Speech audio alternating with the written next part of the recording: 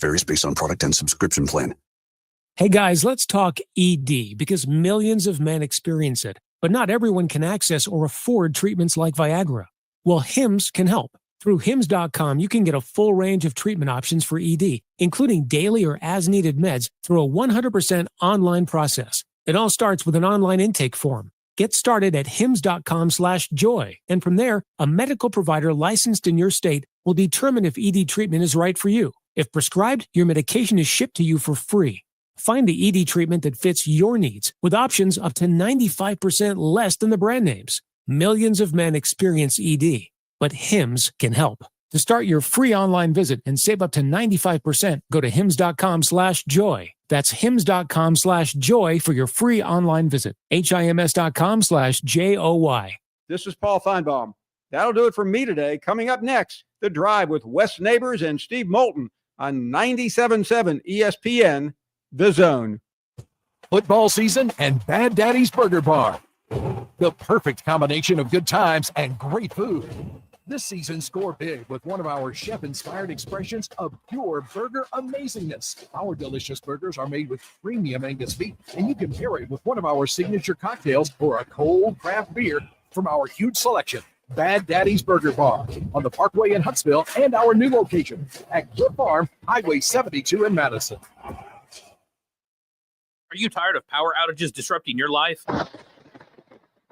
It's time for a Generac standby generator from Current Electrical. Storms may rage outside, but inside your family's powered up. So why choose Current Electrical for your generator needs? 1, we offer a wide range of models to suit every budgeted energy requirement. 2, our project managers handle every step of the process: power, gas, permitting, and inspections. 3, our certified technicians install your generator with precision, ensuring peace of mind. Don't wait for the next blackout. Call 256-880-1880 or visit us online at JetSuperstore.com. SportsMed is the official team physicians of the Rocket City Trash Pandas. And if the pros trust SportsMed, you can too.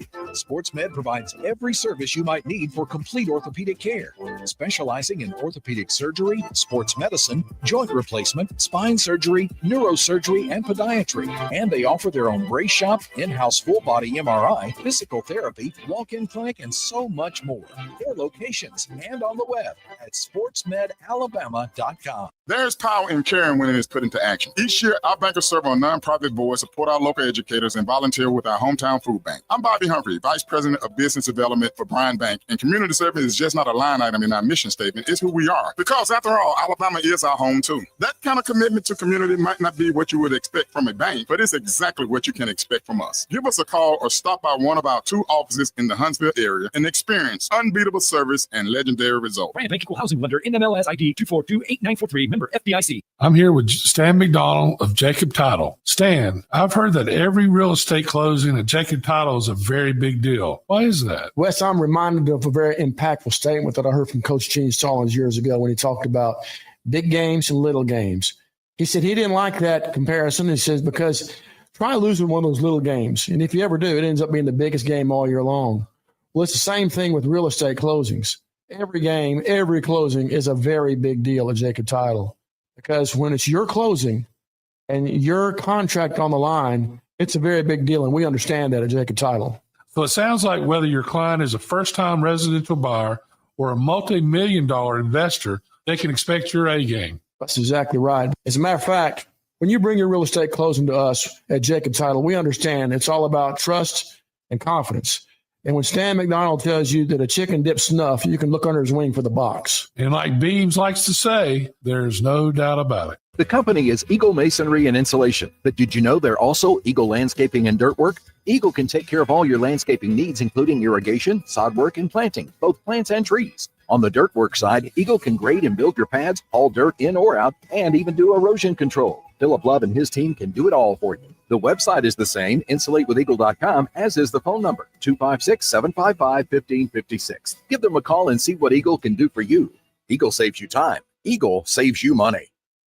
Everything you need is just a click away. I screw up sometimes, silly. Okay, almost everything. Come on, pal. Tell your fortune. Log on today. 977ESPN.com. 977 ESPN, The Zone.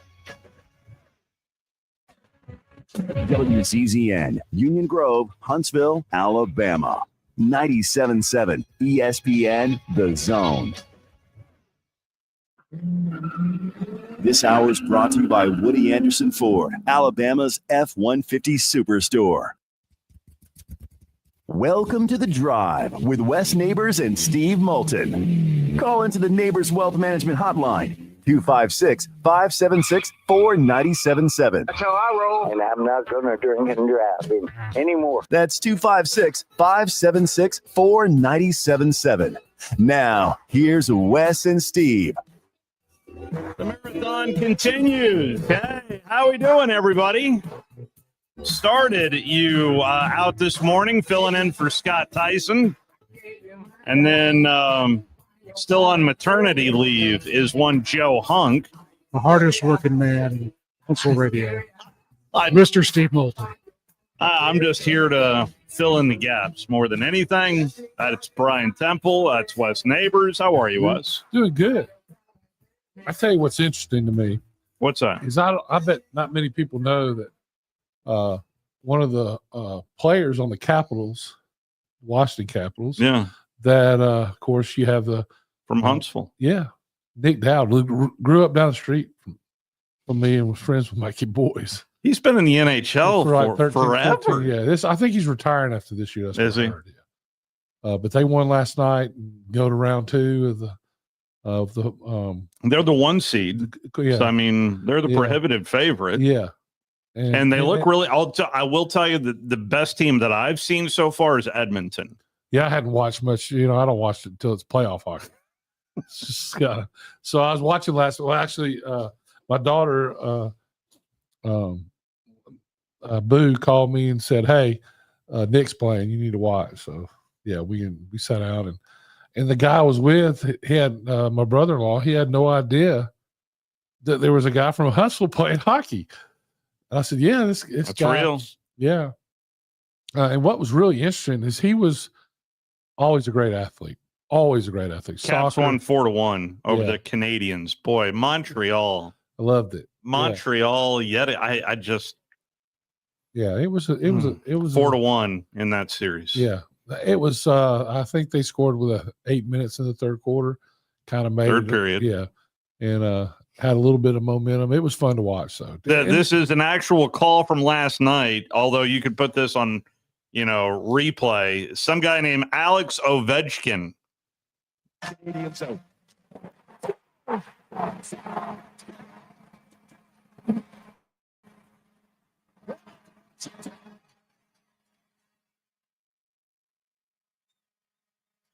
You like them laying on the horn like that? Sounds like New York City. Sounds like Memorial Parkway. 5 o'clock evenings. So, of course, that's a TV feed, right? So when you think about it, Ovechkin he hasn't scored the most goals. He scored most goals in regular season. That's right. Now he's after the other record. It was I didn't realize there was I thought he scored the most goals of all time. He still hadn't scored as much as Gretzky when you count the playoffs too. And go look at his assists too. I mean, I am not trying to take anything away from Alex Ovechkin. Not trying at all. But if you take a look at what Wayne Gretzky did on the assists as well, he had nearly 2,000 assists. Yeah, he's called the Great One, so that's the reason why. I wasn't a big hockey fan when he was playing, but I kind of Connor played it when he was younger. Connor was made to play hockey. Yeah, he was. And listen, I know he really enjoyed his time at LSU, and he's all into football. But I'm telling you, he missed his calling. Well, so he's got defensemen written all over him. He played with Nick and them, but Nick was so far ahead. They played roller hockey on the same team as well, and Wesley played as well. That was a. Well, I'm gonna tell you, Nick Dowd could take and toss the ball in the air and never touch the ground. I'll flick up the puck and keep it on his stick. On the stick the whole time. Wow, it was unbelievable. I've never, when you look at and the fact that he's not dominant up there, he's a good player, but not dominant. Yeah, that just blows my mind because he was so dominant. in every sport. I mean, but he was always really little. Now he's like 6'3". I mean, he was always the smallest kid, but he's the most athletic kid too, as well. It was just he played catcher in baseball, unstoppable in soccer, unstoppable in hockey around here, and then of course moved when he was 16 up to. I think he moved to Minnesota and then played at St. Cloud. I think it was. He went to, but he left when he was 16 to go up there because it was obvious, He was part of NAHL, the North American Hockey League. Let's see here. It does not list where he went to college. Pretty sure, but I think St. Cloud. Yeah, I think it was St. Cloud. Yeah, I think you're right. But he has been playing. Yeah, it was St. Cloud, and that he has been in the National Hockey League since 2015. Went to Jones Valley Elementary. Wow. Wow. That's impressive to play in the NHL that long. Yes. And you're not riding the bench. No, I mean, he had an assist the last game. I mean, he almost scored last night in the third quarter. He had some, he's just very effective player. I wish I would have tuned in, but I was too busy watching the Lakers lose. I watched 3 quarters of Minnesota. Just was the better team. They just were the better team, even though they were the lower seed. I never once, that was a bad matchup out of the gate. And honestly, the Lakers looked old. They did. They looked old more than anything. So the question was posed. Yes, it was. Did we see the last of LeBron James? He's 40 years old, by the way. I would have gone older. I certainly would have. He's been playing He's been forever. playing 22 years. Yeah. Because he started playing right when he was 18. That's right. Well, That's right. There you go. Yeah. I keep forgetting that point. So how much longer, LeBron, are you going to keep playing? You're going to enter into an offseason on a roster that has Luka Doncic, that secured the number 3 seed in the West in a really tough West this year. What type of thoughts does that give you about your end game? And how many more years will we see you play? I don't know. I don't have the answer to that. Something I sit down with my family, my wife, and my support group, and kind of just talk through it and see what happens, and then just have a conversation with myself on how long I want to continue to play. I don't know the answer to that right now, to be honest. So we'll see. LeBron, kind of true along those lines. There's belief, and teams always believe to a degree. This team had like that real. It seemed like that real, genuine belief. Did that energize you in ways, challenge you mentally and physically in ways that you could see wanting to do more of this, having that opportunity? No.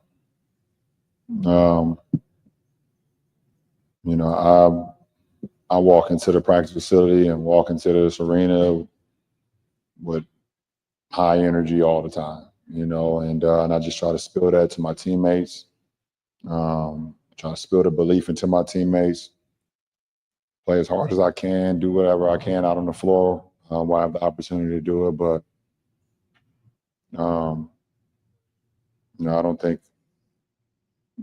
I think the only thing is it's up to me if I want to, continue to play, or how long I want to continue to play. It's ultimately up to me. So it has nothing to do by anybody else.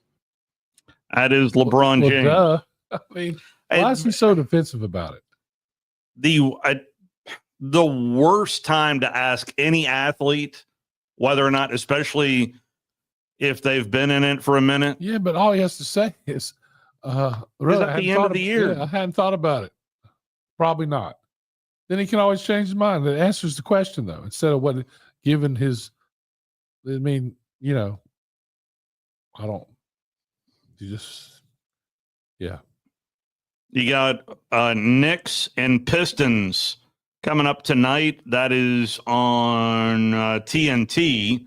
And then later on tonight, Denver, it's the Nuggets and the Clippers square off tonight as well.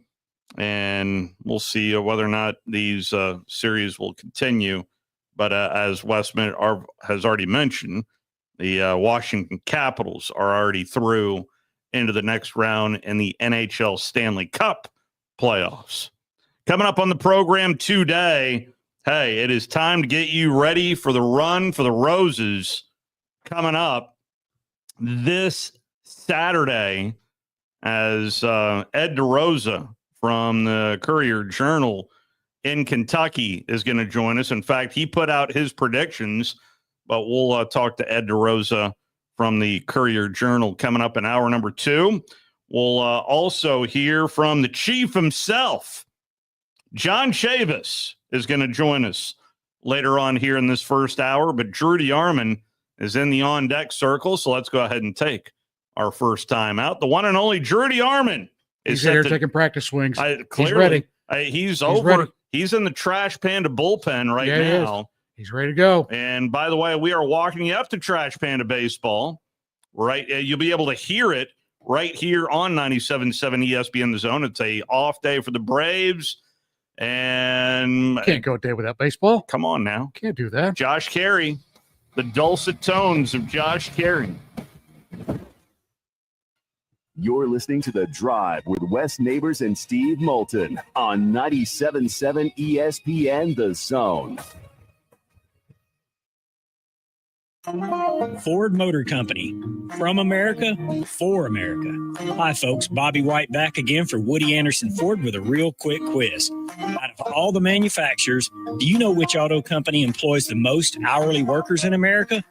Ford. Do you know which company assembles the most vehicles in this country? Ford. That's not just a coincidence. It's a commitment. A 120-year-old commitment to build in America for America. And during this unprecedented moment in automotive history, you stand to benefit big time. Woody Anderson Ford is now offering employee pricing. You pay what we pay. We've got over 190 F-150s for you to choose from with generous finance rates and the best deals of the year on America's best-selling truck for 48 years in a row.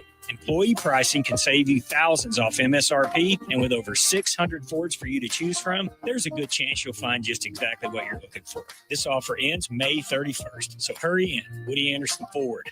By now, you know about Eagle Masonry and Insulation, and maybe you know that Eagle also does landscaping and dirt work. But how about after paint work? Shower doors, shelving, and mirrors, all taken care of by Eagle, the same Eagle that takes care of all your masonry, insulation, and landscaping needs. Eagle brings the same level of expertise to all these disciplines, and they're ready to provide you with a free quote. The website is the same, insulatewitheagle.com, as is the phone number, 256-755-1556. Give them a call and see what Eagle can do for you. Eagle saves you time. Eagle saves you money. It's an amazing time in our industry. Things are changing so rapidly. With digital signatures and workflow software, we help our customers work from anywhere. This helps you save time and money and upgrade your technology. Like I said, it's an amazing time to watch our customers grow and succeed.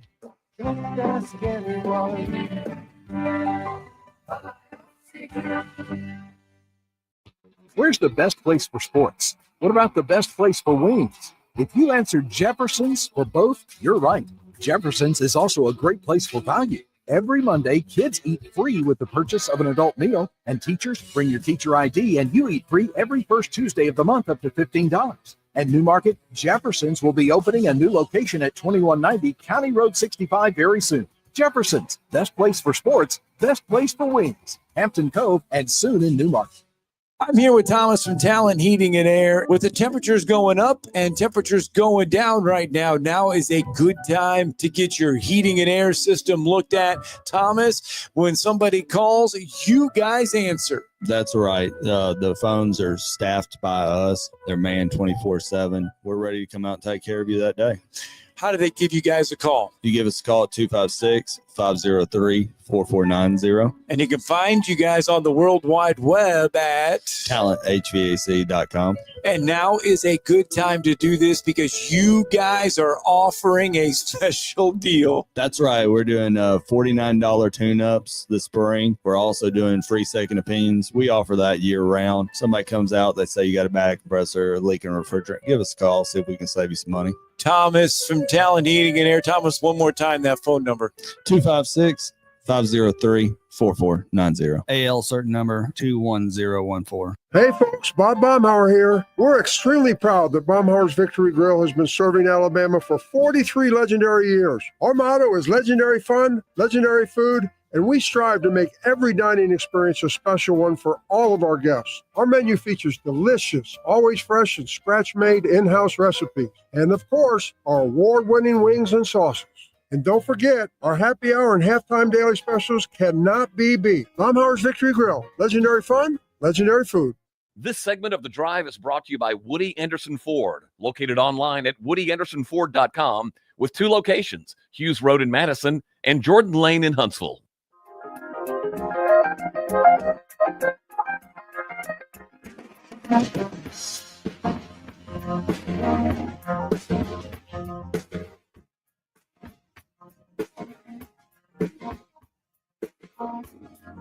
Back here with you on The Drive, along with Wes Neighbors. Steve Moulton back here with you. Walking you up to Trash Panda Baseball here tonight. And then also, I just found this out, ESPN Radio is just great about giving me heads up on what they're doing. Yeah. The Nuggets and Clippers series is on tonight on ESPN Radio. This, according to, I didn't get it from ESPN Radio. I got this from NBA Media. Huh. So appreciate the fine folks over at ESPN Radio for Thanks, the heads guys. up there.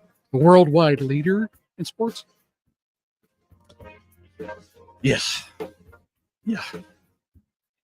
Our weekly conversations with Drew DeArmond is brought to you by Environmental Comfort Systems. You can check them out online at envcomfort.com. How are you, Drew? I'm doing well. And I will say you won't hear anything from the Lakers PR people.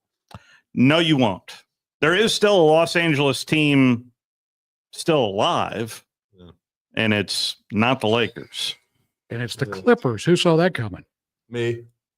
I mean, who besides Drew saw that coming? I'm just showing Wes that LeBron's latest flop job last night. Oh, yeah. Last night, it was a sniper job. Yeah. Right through the lane. Yeah. And I'm glad LeBron was able to but he's get up. He's going to retire from basketball and start playing soccer. All right, Drew. There is plenty to get into. And although the one point that Wes made earlier in the week, I'd like to start there. And that is the fact that 0 Alabama football players entered into the spring portal. How significant do you think that is? Huge in this era, in this time right now. I mean, I think, as I told Gary Harris in Tuscaloosa earlier this month, or excuse me, this week, pardon me, it's month, week, whatever. It is May, by the way. It is May. So you're now it is, but it was actually April, but earlier in the week. But he's a really music oriented on his show, and of course, so I said, well, it's like the old Billy Joel song. It's a matter of trust, and that's what it is with the coaching staff, I think. And that's what I believe. I think there's a high trust factor. I think they're a big time comfortability with the roster. I don't think they had many spots left when the spring portal opened, and so when a lot of guys didn't leave, we didn't see several bail. They addressed tight end, and they did it with Brody Dalton, former Fife Red Devil, Death Taxes and the Fife Red Devils.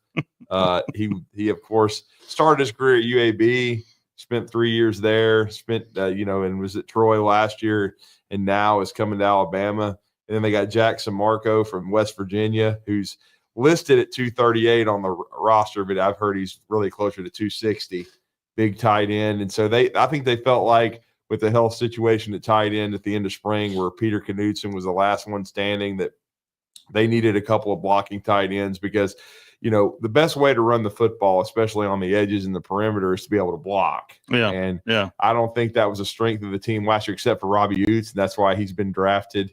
I almost wanted to text Wes when he went late in the 5th round to the Seahawks and be like, "Hey man, is that Connor's favorite draft pick?" Because he reminded me of how Connor Neighbors would play. He just mashed people. And when Alabama ran the ball well last year, a lot of it was because of Robbie Utes. Now, the reason CJ Dupree didn't get drafted, in my opinion, because he ran like just a shade under a 4.7.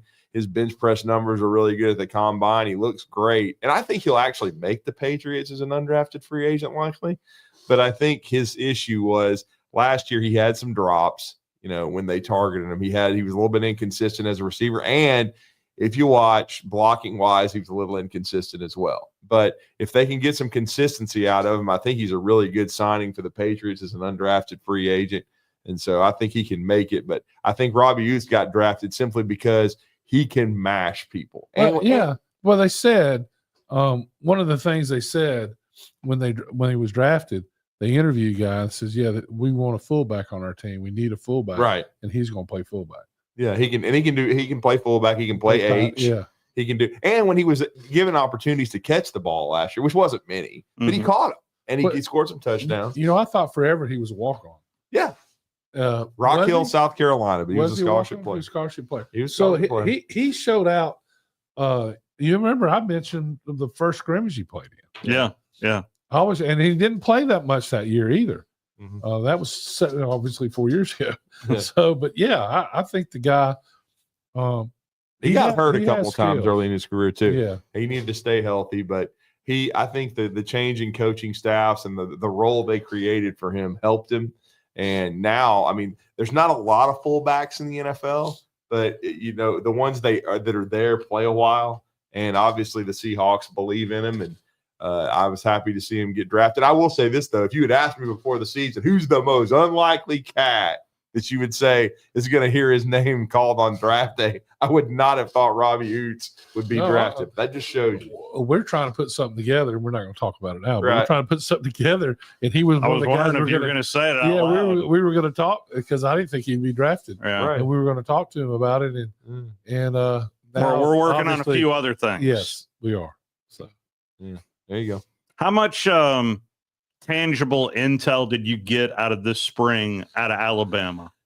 Well, I think they are stuff that you trust. Well, the one thing that surprised me a little bit based on, what you heard and the little bit you saw is I thought, and because of the uncertainty, and I think now for me, it means I think Alex Esperov is probably going to be healthy in the fall and they really like him. But I thought they would address punter, especially when I saw the Washington punter go into the transfer portal that had played for DeBoer. I thought, okay, naturally that may be something where they're going to bring him in. And he had done a cup of coffee, been in Nebraska for a few months. I thought, okay, that's probably what they're going to do. But I think they believe that that's going to be okay.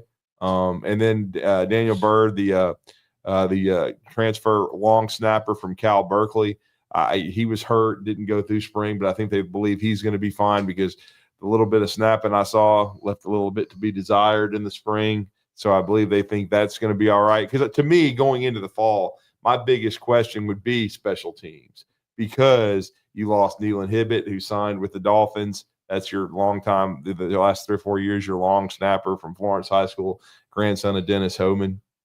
And then you had Graham Nicholson come in last year and be the kicker. That's right. He solid, didn't have a lot of kicks, but he made the majority of them. And then the punter, James Burnap, who ended up going to the Saints. He was one of the better punters, I thought, in the SEC and in college football. But, so you're replacing a lot of the core people. And some of your returners went into the portal, but some of them weren't very good. So I think, and they're coming off injury, but I think they believe they've got enough guys, whether it be freshmen that are coming in like a Lotsier Brooks or returners like Cole Adams and guys that are healthy. So I think they've got to answer those questions of special teams. But as far as offense and defense, I really think they like where they are. I think defensively, especially, now the biggest question is the defensive line for obvious reasons for me, but the rest of it, like the secondary, looks outstanding, and it's got depth everywhere. And that's what's really been flipped. And that's the interesting part, because Colin Hitzler's now the defensive coordinator at James Madison. They basically fired him at the end of the year and brought in Jason Jones. But I think Mo Lindquist did a really good job. They've been doing a really good job recruiting. I think they developed the players they had last year, because on this show we've talked about Bray Hubbard numerous times. Oh yeah. And how he stepped in, Zabian Brown. And I remember talking to George Teague last year when we were in Fort Worth. I had dinner with him one night.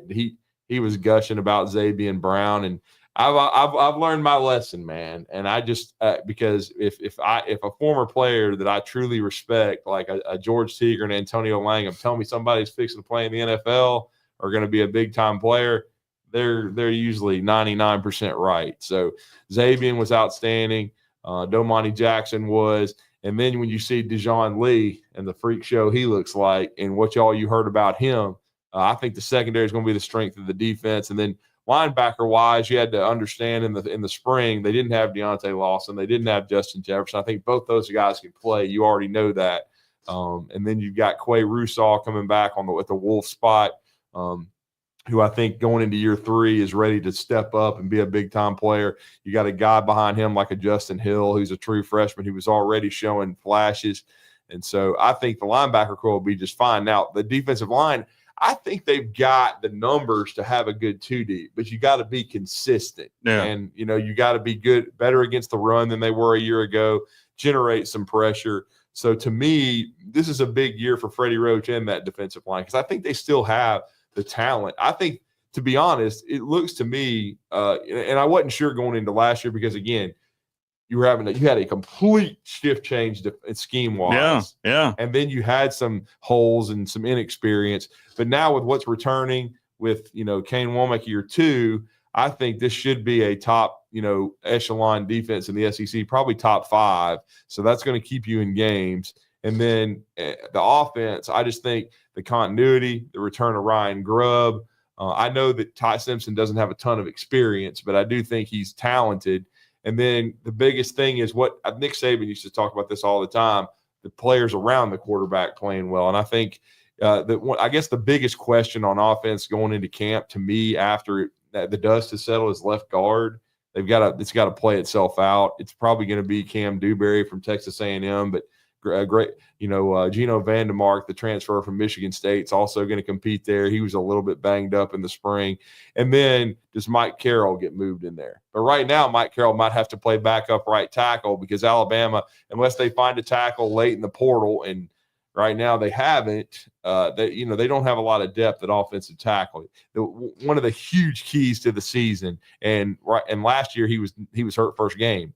They've got to keep Caden Proctor healthy and Wilkin Formby, because I think that's your 2 tackles. And don't forget, the Swamp Monster was hurt too. Yeah, all right. year. All season. Yeah. Wilkin Formby at the end of the year was the best tackle, and that's why the other guy left. Swamp Monsters, Roberts. Elijah Pritchett. Yeah. And the one, you know how much I love mock drafts. Oh, yeah. I saw Elijah Pritchett in a first-round mock draft, and I thought, who did his agent pay? Wow.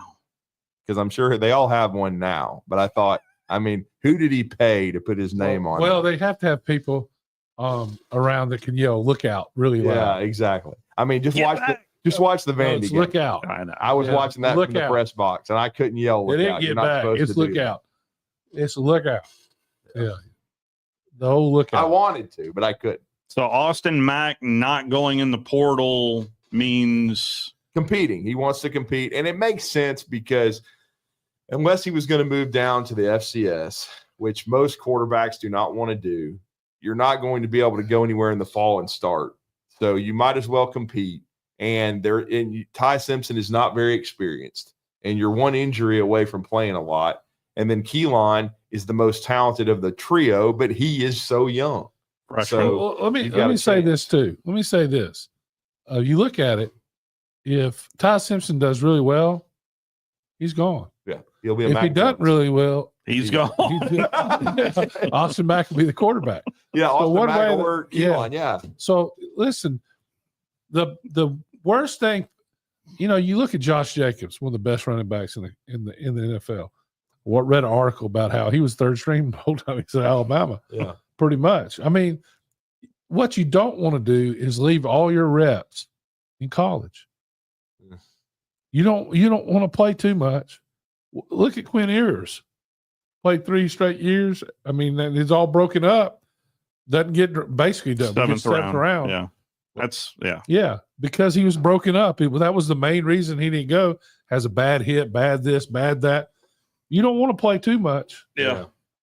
I think Ewer's biggest problem was he got hurt every year. Yeah, and he never finished the season. Just like Arch played last year, threw 9 touchdowns, and so everybody's already seen. It kind of reminds me of the Mac Jones deal. Like you've already seen enough of Arch to know that he's probably going to be pretty good. You know? Oh yeah. Well, what's impressive to me about him is he's a dual threat quarterback. Yeah, and so he's a Manning. You weren't thinking dual threat. No. When you watch him, he's a dual threat quarterback. As Mike Detillier told us many times on Talking Ball, hey fellas, he's his granddaddy. He ain't his uncle. Yeah.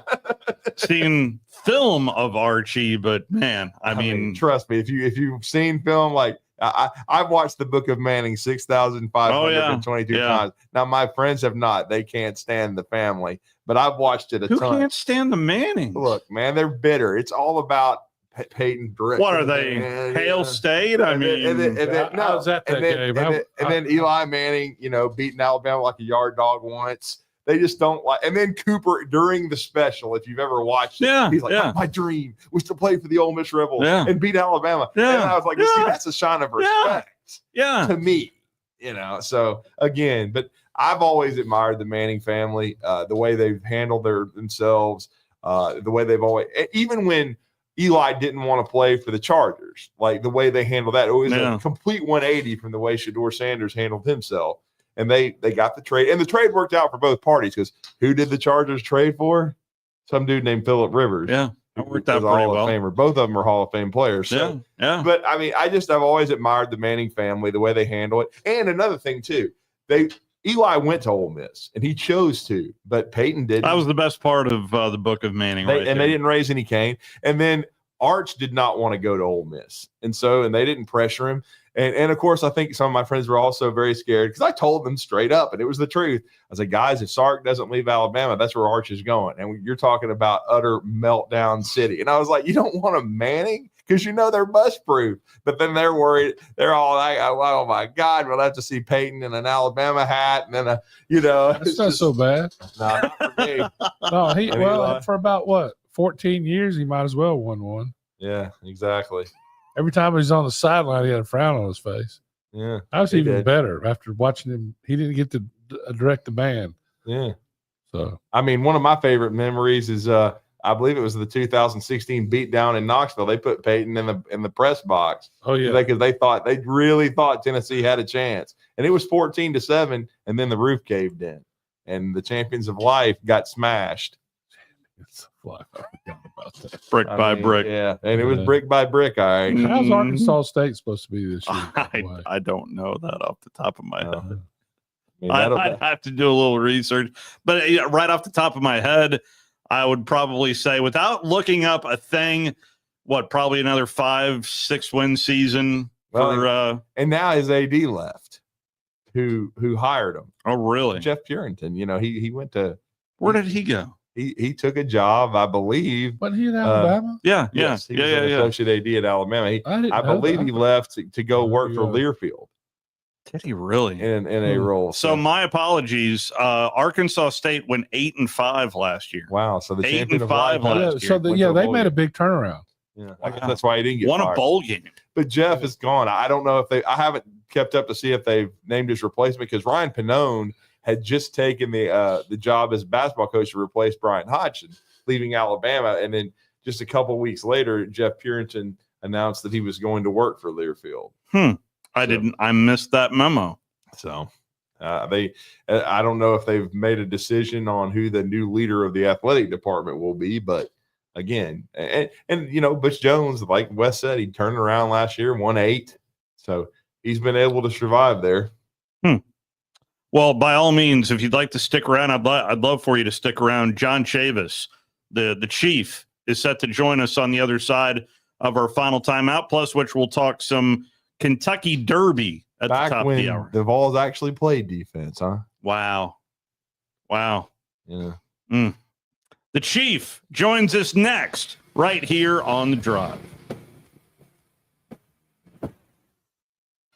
You're listening to The Drive with Wes Neighbors and Steve Moulton on 97.7 ESPN The Zone. Tom Luganville here for my friends at Woody Anderson Ford. Bobby White and his team take great pride in their service department, and you can see it the moment you walk into those beautiful new service lanes. And just like a championship team, they all work together to make sure your experience is second to none, whether you drive a Ford or not. Also, check out the gold certified pre-owned inventory at Woody Anderson Ford for great deals every day. Stop by and see them at Jordan and Sparkman or at Woody Anderson of Madison on Hughes Road, or visit WoodyAndersonFord.com. There's power in caring when it is put into action. Each year, our bankers serve on nonprofit boards, support our local educators, and volunteer with our hometown food bank. I'm Bobby Humphrey, Vice President of Business Development for Bryan Bank, and community service is just not a line item in our mission statement. It's who we are. Because after all, Alabama is our home too. That kind of commitment to community might not be what you would expect from a bank, but it's exactly what you can expect from us. Give us a call or stop by one of our 2 offices in the Huntsville area and experience unbeatable service and legendary results. Bryan Bank Equal Housing Lender, NMLS ID 2428943, member FDIC. I'm here with Stan McDonald of Jacob Title. Stan, I've heard that every real estate closing at Jacob Title is a very big deal. Why is that? Wes, I'm reminded of a very impactful statement that I heard from Coach Gene Stallings years ago when he talked about big games and little games. He said he didn't like that comparison. He says, because try losing one of those little games, and if you ever do, it ends up being the biggest game all year long. Well, it's the same thing with real estate closings. Every game, every closing is a very big deal at Jacob Title. Because when it's your closing and your contract on the line, it's a very big deal, and we understand that at Jacob Title. So it sounds like whether your client is a first-time residential buyer or a multi-million-dollar investor, they can expect your A game. That's exactly right. As a matter of fact, when you bring your real estate closing to us at Jacob Title, we understand it's all about trust and confidence.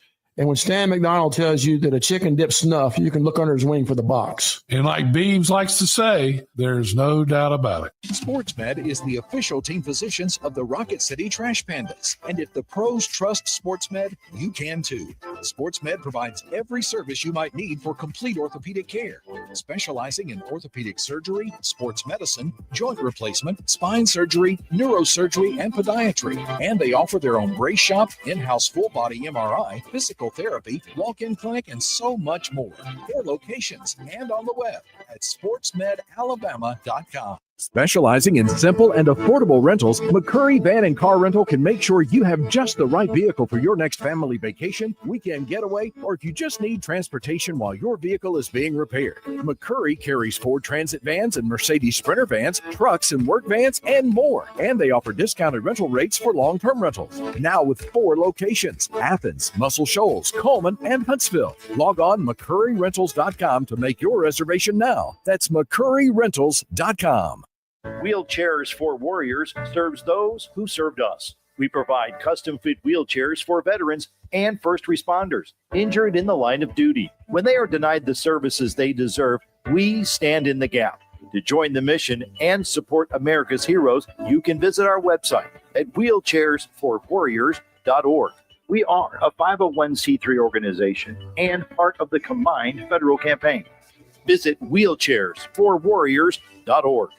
From the Fox 54 Weather Center, I'm Chief Meteorologist Jordan Dressman. A mostly cloudy, overcast sky this afternoon. Scattered showers and thunderstorms going to develop across the Tennessee Valley, especially through the later part of the afternoon and then early into the evening. Temperatures climbing into the lower 80s across the Tennessee Valley. Now, some of those thunderstorms could pack a bit of a punch, some gusty winds, and a little bit of small hail thrown into the mix as well. Temperatures dropping into the lower 60s as we head into the overnight. A lot of that activity going to come to an end across the Tennessee Valley. Much the same, though, as we head into your Friday, a mostly cloudy or an overcast sky. Temperatures climbing into the lower 80s. I'm Chief Meteorologist Jordan Dressman on your home for ESPN Radio, 97.7 ESPN The Zone. And now a man who knows what you ate for breakfast. Time now for the biggest thinker of them all. He knows it all. He is Drew DeArmond. Listen to Drew and Scott Tyson weekday mornings. It's Talkin' Ball on 97.7 ESPN The Zone. But that never worked. Back here with you on the drive, West Neighbors, Steve Moulton, Drew DeArmond sticking around with us here on a Thursday. Is that LeBron's song? His walk-up song? Yeah, it should be. Of course, the Lakers bounced last night. Flop. Always fun to talk some college football with our next guest, and that is the Chief. John Chavis is kind enough to join us. How are you, Coach? Oh, I'm doing great. How are you? Doing real well. Boy, I appreciate you coming back on with us. One question that we had right out of the gate as soon as we hung up with you last time was the nickname, the Chief. How did you get the nickname, the Chief, Coach? Well, it started in high school. Obviously, I'm a Native American, and so it stuck with me forever.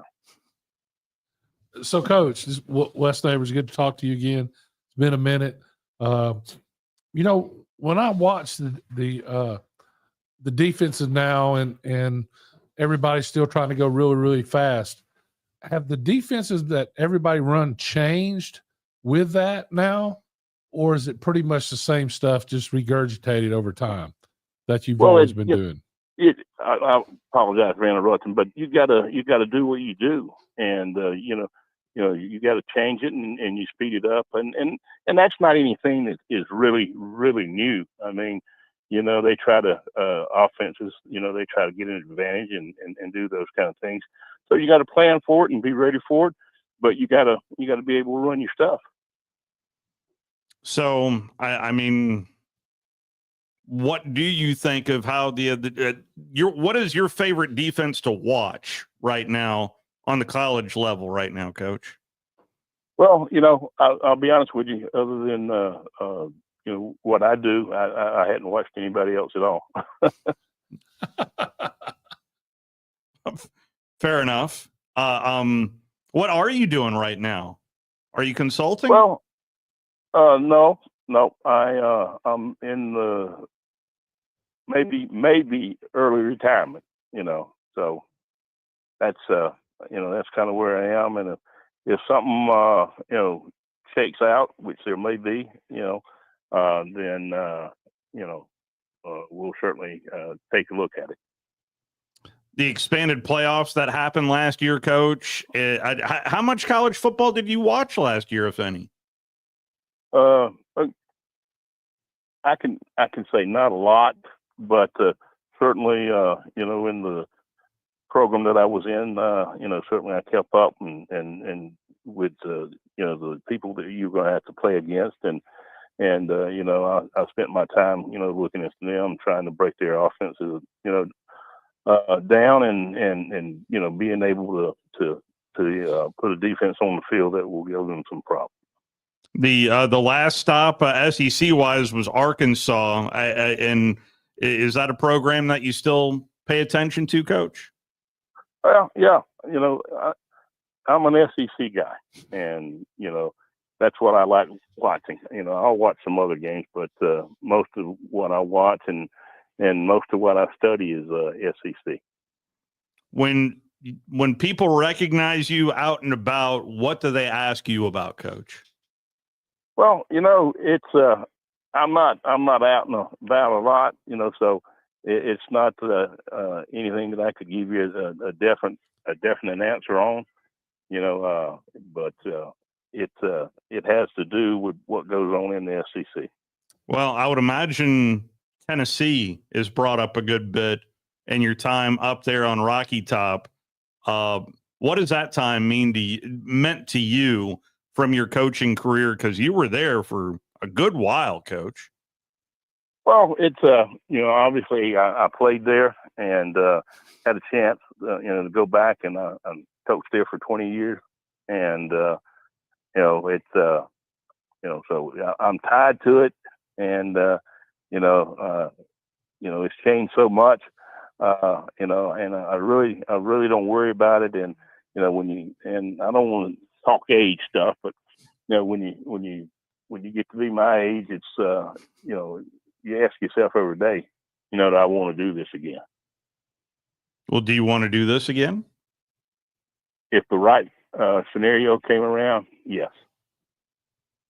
I mean, that would excite me if I was in charge of a football program, Coach, more than anything. But scheme wise, what is different? Is it just the high school kids? Are they better equipped than they were, say, maybe even 15 years ago? What's different about the game, in your opinion, defensively, Coach? Well, obviously it's a lot faster and a lot more talent out there. So and you just gotta prepare for that. In terms of what do you mean specifically, Coach?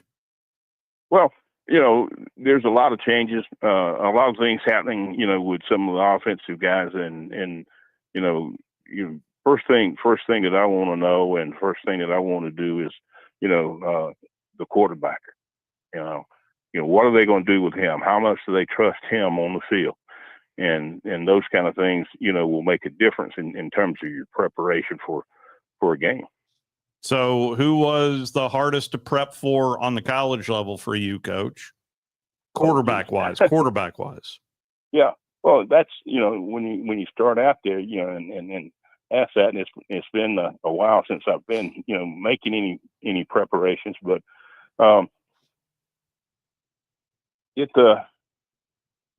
you want to find out, if he is the guy. And in programs that are winning, if you don't have the right quarterback, you're not going to win.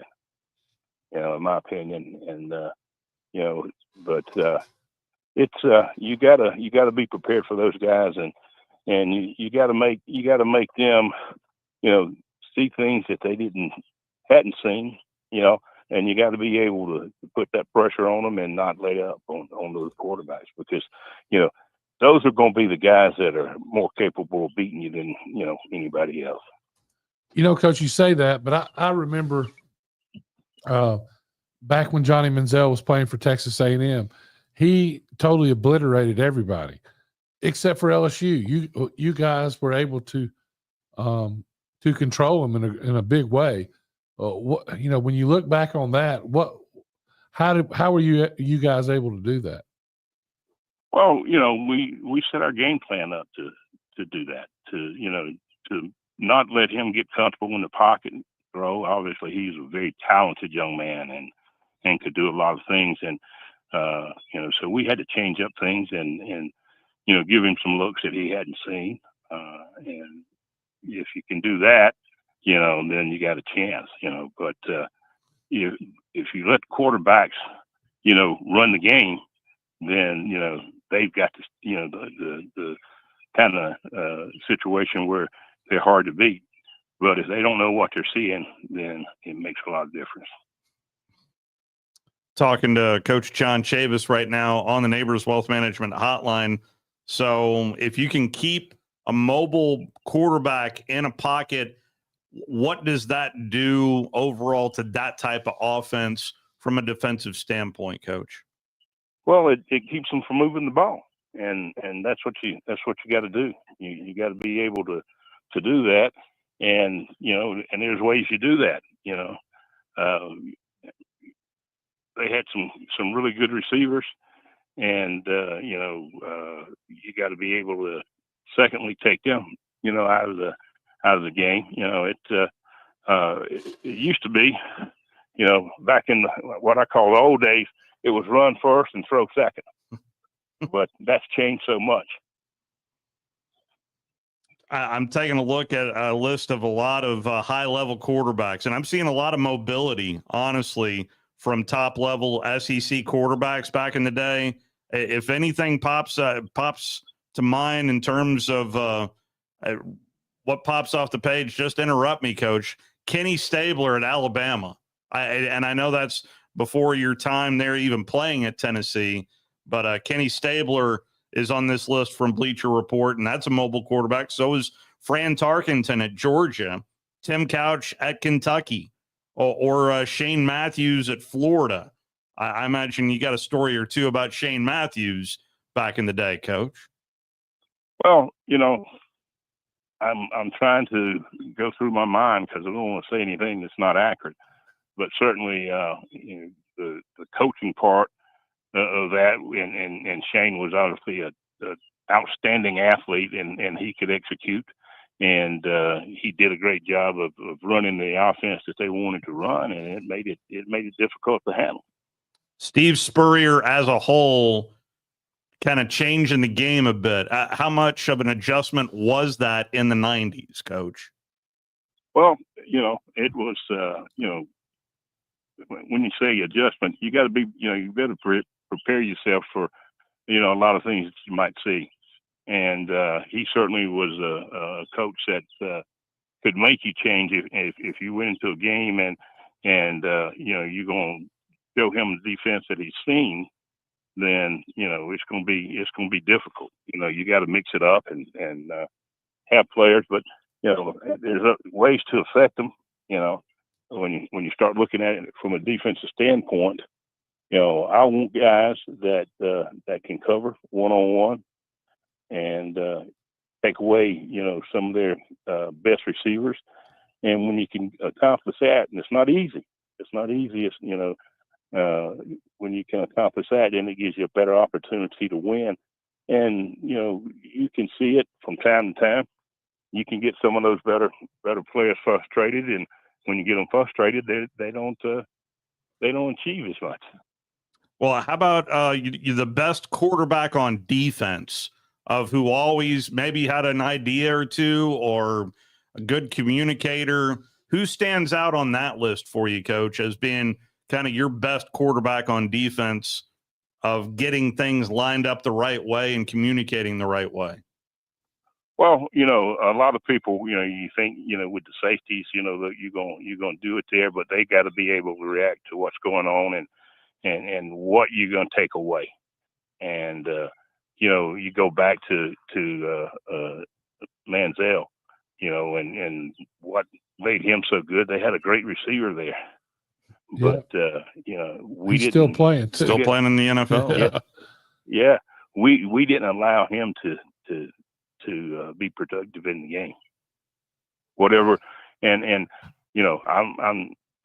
I can't tell you exactly what we did, but I can go back and remember it. But we put a lot of pressure on him, and knowing that that's where Manziel wanted to throw the football.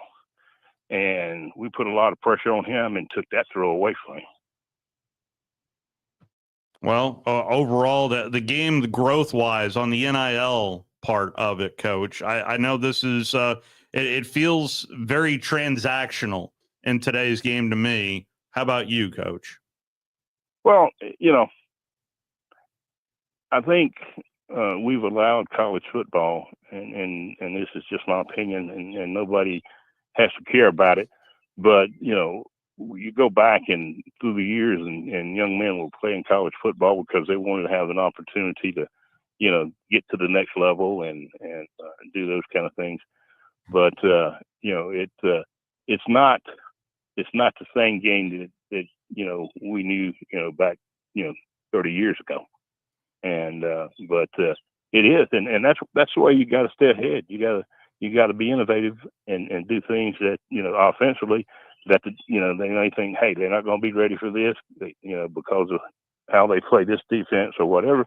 But, it happens that way. Now, and now, dealing with the NIL, I'm thankful I didn't ever have to deal with it.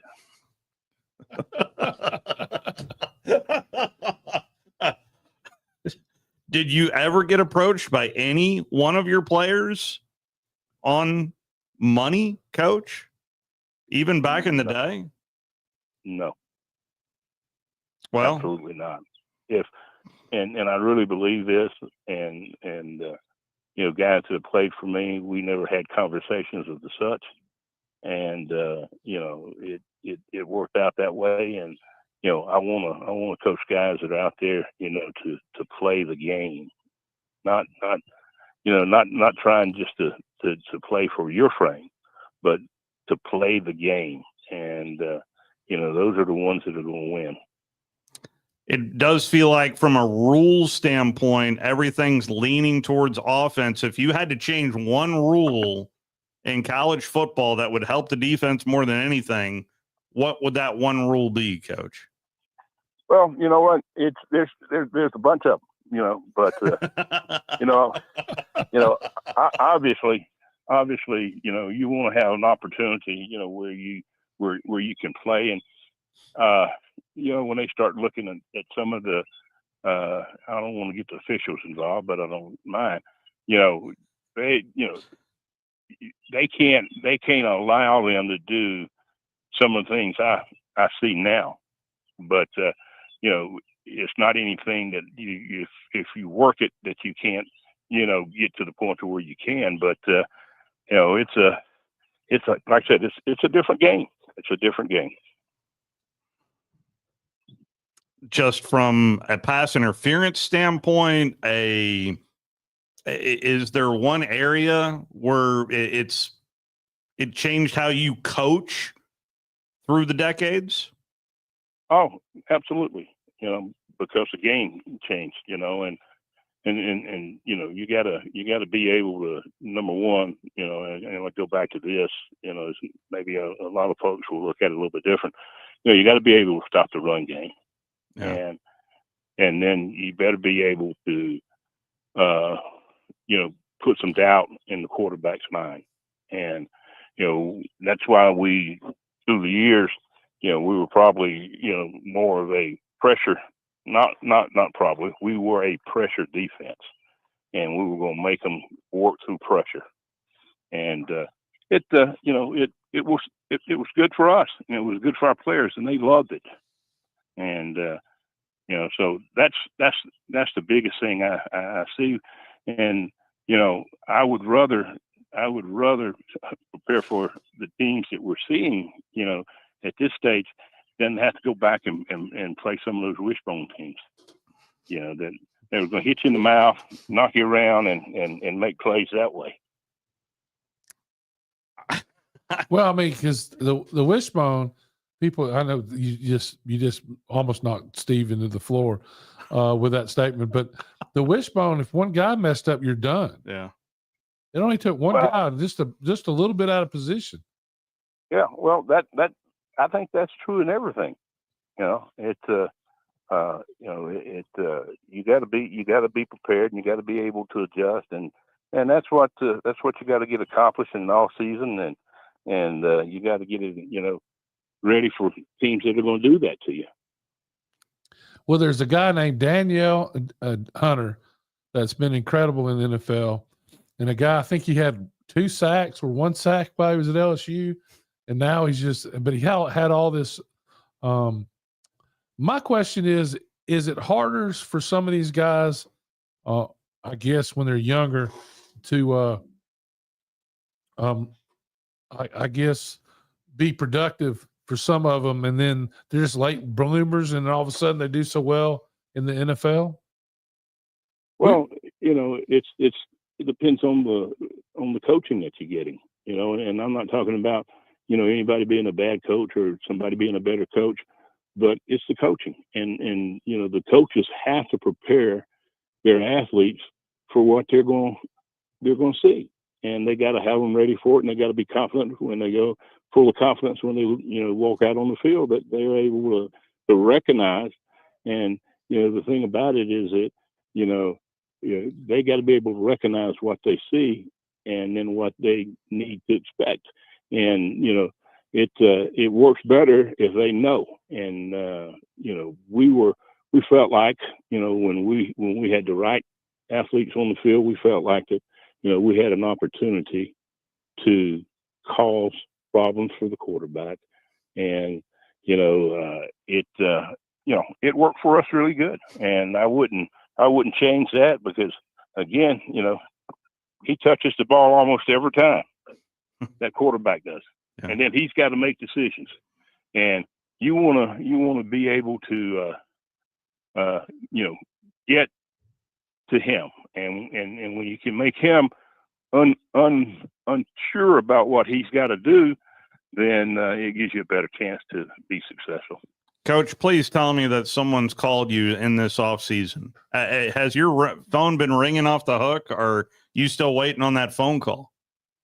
Well, there's been some calls, but I've been in it a long time, and I'm not going to just jump out there and do anything in terms of being able to coach. And I'll be honest with you, I've had some high school coaches come to me and wanted me on their staff, and I didn't do that, and it's just, hey, when you get used to playing with the big boys, that's what you want to do, but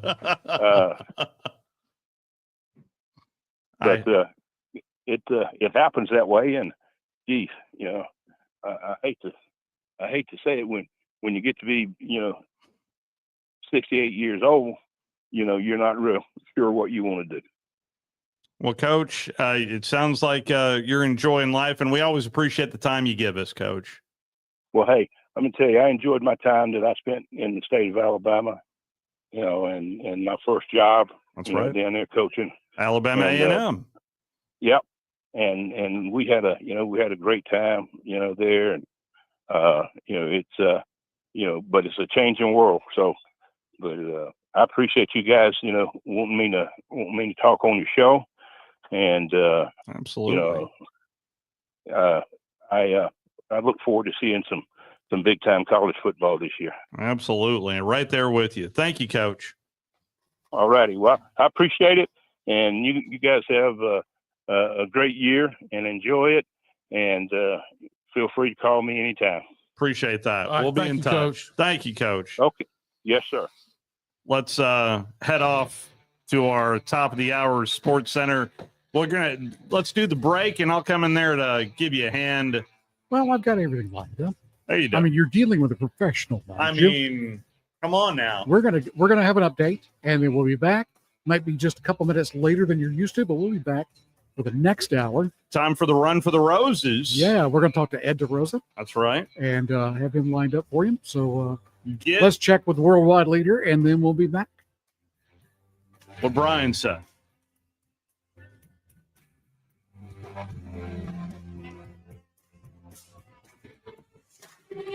Hi, folks. Bobby White back again for Woody Anderson Ford, inviting you to come test drive any one of our over 100 F-150s.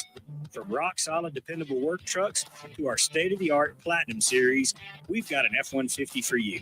Test drive one today, and you'll understand why the F-150 is the best-selling truck in America, going on 48 years in a row.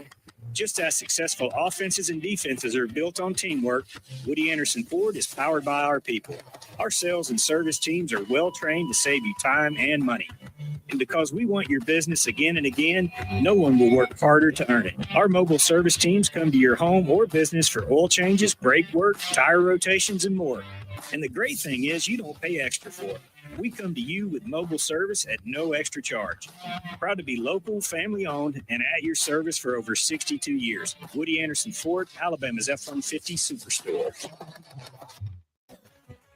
WCZN, Union Grove, Huntsville, Alabama. 97.7 ESPN, The Zone. Here's Sports Center. I'm Nick DeLuca getting set for Game 5 in Detroit. Knicks with another chance to close out the Pistons. Detroit survived Game 5 at the Garden back on Tuesday. Jalen Brunson was held in check, had 16 points on 4 of 16 from the field in the Game 5 loss, his fewest points and worst shooting percentage in any playoff game in his career with the Knicks. His 15 30-point games are second most in franchise history. Pistons still trying to snap that 9-game home playoff losing streak dating back to the 2008 Eastern Conference Finals. Pistons minus 1.5 on ESPN Bet. Tonight followed by Clippers and Nuggets. Denver can move on to the second round with a win. Clippers favored by 6.5 on ESPN Bet. Coverage of that one begins 9:30 Eastern here on ESPN Radio affiliates. Lakers bounced by the T-Wolves last night in Game 5. LeBron out in the first round for a second straight season. ESPN Radio's Clinton Yates on what's next for the King. After a loss, you got to contemplate your future. We talked before in this program about what a LeBron James free NBA, never mind the Lakers, even looks like. It's a heavy thought. This team's got to figure something out. Because while they have the pieces to compete night in and night out, that was a bad series against the Timberwolves, a team that looks like they are on the rise.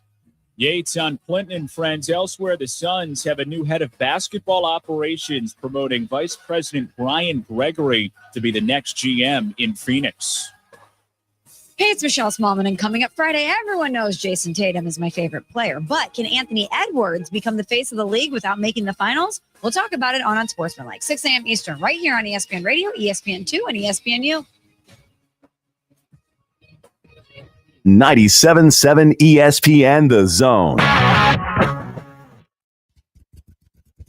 Welcome to The Drive with Wes Neighbors and Steve Moulton. Call into the Neighbors Wealth Management Hotline, 256-576-4977. That's how I roll. And I'm not going to drink and drive anymore. That's 256-576-4977.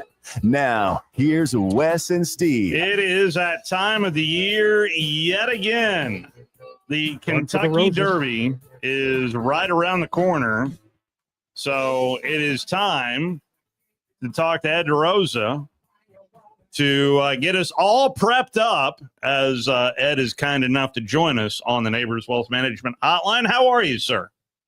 I'm doing well. How are you? Doing real well. And awesome. It just from a fanfare standpoint, I mean, listen, I know it's an NBC deal. I think it's still an NBC deal, but I have not read, or I've certainly read your stuff, Ed, but I mean, doesn't feel like as big of a buildup this year to me. What say you, sir? Yeah, I'd have to agree, as much as I don't want to, as a racing fan and someone who does this every day. But, you know, I think last year we had the 150th. So, you know, that kind of drives a little extra interest with the sesquicentennial. And this year, you know, Bob Baffert's back. I kind of thought that might move the needle a little bit. Maybe it will on Saturday, but it certainly hasn't really had an effect in the buildup. So, yeah, I'd agree with you, which is a shame, though, because I think this is a really competitive group. And as someone who plays the races as a gambler, I'm certainly excited to put some money down on it. Before we get to your picks, how much has the sport itself, from what I'm reading, from what you just said right there, how much more competitive is the horse racing game? Is this as competitive as it's ever been, or what do you think? Yeah, I'd say at the top, it's as competitive, if not more. Unfortunately, you know, there has been some contraction. So, you know, some might say less is more. And I think in these high quality races, there is a sense that there's improvement there. But, you know, top to bottom, and like I said, I do this every day, I would have to say that we have less competitive racing on a day-to-day basis. But things like the Derby, Preakness, Breeders' Cup, that's still, A, some of the best sports around any sport, and B, great gambling opportunity. ESPN is reporting that Rodriguez has been scratched from the Derby in Bob Baffert's horse there, and then his one entry. How much does that hurt this field, in your opinion? Well, the good thing, not good for Rodriguez, but in terms of, you know, some positivity, is that there was also eligible, so he will draw in. So even though we lose Rodriguez to a scratch, we do have Baeza. It's now going to be he's number 21, but he's going to be the 20th horse in the gate. So it doesn't, in terms of opportunity and excitement of the race, it maintains the same level of horses. But losing a Baffert horse, I would say, stings a little, just because Bob's so gregarious and he's always fun to have around. He still has Citizen Bull, so he's not completely out. But it certainly was a lot more interesting with him having two. How big of a player are the owners from Japan? I know that was a deal there for a while. How much are you seeing Japanese owners diving into this pool more and more, or is it the same, or is it fewer? I would say a little more. I think the first few years they really made an effort to get Japanese participation. It took some, real recruitment efforts to, hey, it's worth it's not an easy shift. Hey, it's worth it. Give it a try. This was a great experience. And I think word of mouth, I think word of mouth helped out a lot with that. So, yeah, I would say they're more bullish on being here. They have 2 horses this year. That's a huge positive. And the Japanese bet, too. I think that's a big reason Churchill Downs likes to have those horses here, because when they are here, the people from Japan support it. So your favorite is going to be in the 8 post for journalism. What do you like about journalism? I love him. I do think he is the horse to beat. He's a worthy favorite. So I am planning to back him. His 3 races, he's on a 3-race win streak, and stakes races are extremely good. I would say probably, among the 3 best of any in this group.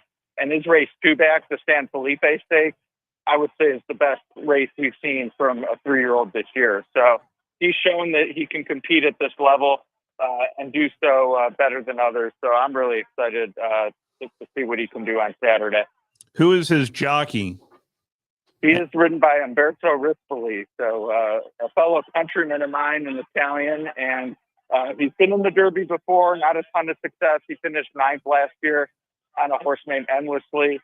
This is a much, much better shot. He's one of the top riders in California, so if you're not familiar with the name, don't let that deter you. He's certainly more than capable, and he's ridden this horse in his last 3 races, so he fits him well. Who you got in the superfecta? There it is. There it is. There it is. Well, the good news is, even though I like the favorite, short price, but I do like another horse who's going to be a long shot, probably 30 or 40 to 1. And that's a horse named Chunk of Gold, number 19. I really liked his runner-up finish in the Louisiana Derby last out. This type of run I see from horses that show that they can move forward. I think this time of year it's so important to be going in the right direction. Rich Strike was a huge long shot a few years ago, and yeah, he was a long shot for a reason. He was tough to figure, but he was going in the right direction. He was improving, and Chunk of Gold sort of fits that mold for me. So all my wagers are going to involve journalism and Chunk of Gold. Okay, so full disclosure, reading your stuff on the Courier Journal, you also like Rodriguez. I just told you he's out. So who would be your 3rd horse in your picks of the 8, the 19, and now, of course, the 4 has been replaced? Well, the good news is the replacement is a horse I was hoping got in. So even though I lost the horse I like, I get to just throw number 21 Baeza right in there. Whereas if the scratch had been a horse I didn't like anyway, I'd have some decisions to make, because now I have an extra horse, so to speak. So I have no problem at all with taking Baeza instead of Rodriguez. Baeza was 2nd to journalism in the Santa Anita Derby, trained by John Sheriffs, who won the Derby in 2005 with Giacomo. There's just a lot to like. And Flavien Prat is the jockey. He's French. He's the jockey on Baeza, and he won the Eclipse Award last year as the top jockey in the country. So great horsemen involved, and Baeza is definitely going to be one of the ones in the mix. Wow. So I have limited action, I guess, in my lifetime at horse, but I did meet this one guy, and he was really good at doing the horses, and I was with him 2 times, and we won big money both times. But he says the jockey's just as important as a horse. He used to say that. I would not say that. I mean, the horse at the end of the day, if they're not wanting to run, like, that's the end of it. A jockey is never going to move a horse up to the point where they can win if it's not their day. Unfortunately, and it's fortunate for jockeys, like the criticism they face, it seems like they're more in a position to make decisions that can cost you the race.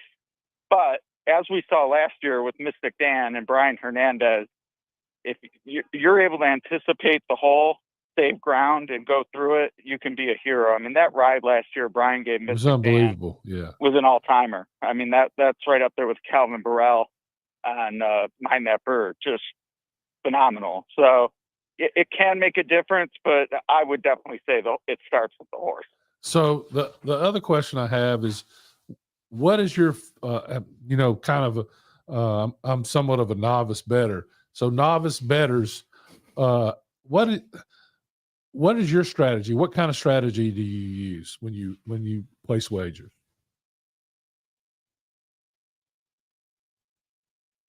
I like that question a lot. Racing has a reputation for being difficult to understand, and I always tell people it's not. Like, yeah, there's plenty of bets you can make that are complicated, and you can dive in as much as you want. But at the end of the day, a win bet, you bet a horse. If it wins, you win. There's nothing hard about understanding that. And the fun of racing is picking a horse and seeing it cross the line with money on it. So I always tell novices, look, don't overthink it. Go with whether it's your gut, your instinct, your lucky charm. Pick a horse. There's plenty of races on Saturday beside the Derby. Pick your horse, go with it, bet it to win, and if it wins, you win. Well, we're going with Ed. Well, so that is where it gets complicated because, I do like journalism is the favorite. But if you want to get jazzy, I definitely think an exacta with Baeza and Chunk of Gold makes a lot of sense. That would be 8, 19, 21. All right, hang on. 8, 19, 21. All right. I had an old friend that used to bet a lot on horses. And he said, you know what you call a novice bettor? A sucker. Because those are it's easy to spot. They're the ones tearing up their tickets there at the booth. So did you tell Ed we used to have on? Oh, no, I don't. I think we may have mentioned we had Hammer and Hank on for a number of years. Legend. Yeah, and we won a superfecta. There was one year that he nailed everything. We won. I mean, and since then I've donated a lot of money back. Worst thing that ever happened to me and my mom. My mom won too. Yeah, it gets in your mind for sure. You think you're good at it, and it just chips away at you. It's very humbling, but like I said, there's nothing like having a stake in the finish and being right and cashing in. So, how early do you partake in the mint juleps, if at all, on Saturday? Yeah, I mean it is a work day, so I do lay low, but it is the Derby. I always try to get one down during the lull in the action. The bad thing about the ones at the track is they pretty much mass make them at the beginning of the day. Oh. So they do get watered down. So you definitely want to get them earlier rather than later to get a more authentic mint julep experience. Yeah. So you go you can't drink all day if you don't start in the morning. That's right. And here in Louisville, it starts all weekend. I can't thank you enough for carving out some time for us, Ed, especially in My your pleasure. busy week, and enjoy the race.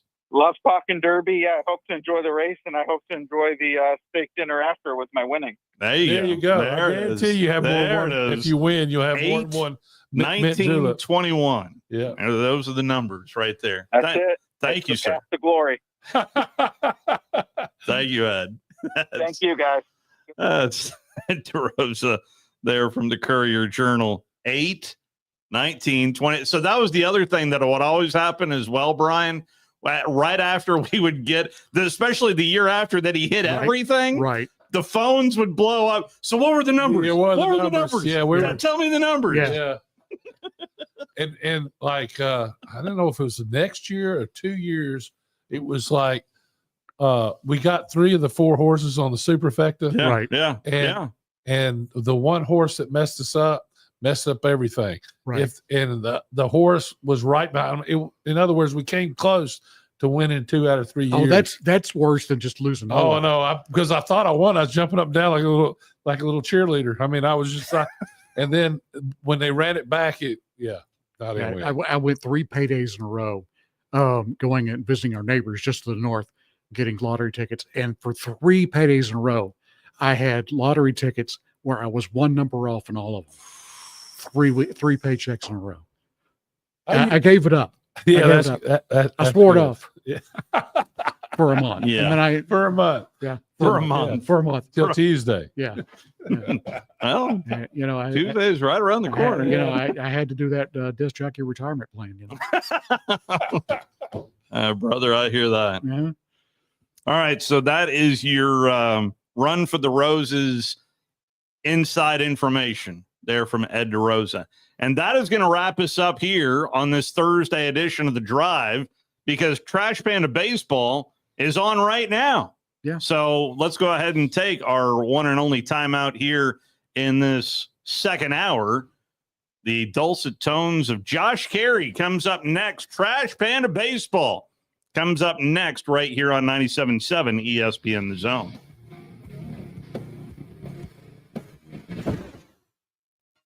You're listening to The Drive with Wes Neighbors and Steve Moulton on 97.7 ESPN The Zone. Would you call a plumber for a root canal? The same goes for selling your timberland or farm. Choose someone who understands your property and can help you on the front end so you can capitalize on the back end. I am Bo Butler with Southland Realty and Auction. As a guide, I have put many hunters in position to take a shot. It's time for you to take your shot. Let's talk about putting you in position to sell your property. Call me at 256